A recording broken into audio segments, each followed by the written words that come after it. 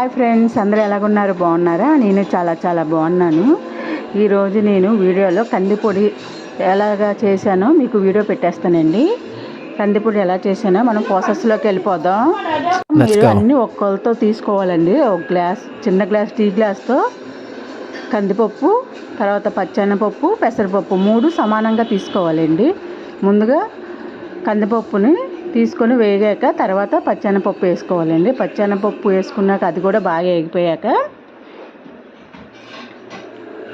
తర్వాత పెసరపప్పు కూడా ఇలాగ వేసుకోవాలండి. వేసుకొని అది కూడా బాగా వేగిపోవాలి.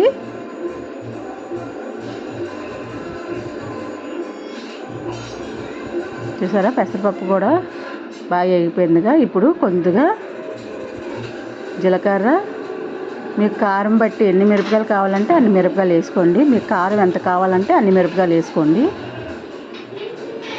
నేనైతే ఒక 15 అలా ఉంటాయి మిరపకాయలు వేసుకొని అన్నీ ఒక ప్లేట్లో తీసుకొని అది చల్లారాక మిక్సీ పట్టించాలండి. అందులో ఇంగువ, ఉప్పు వేసుకొని మనం దీన్ని పొడి చేసుకోవాలి.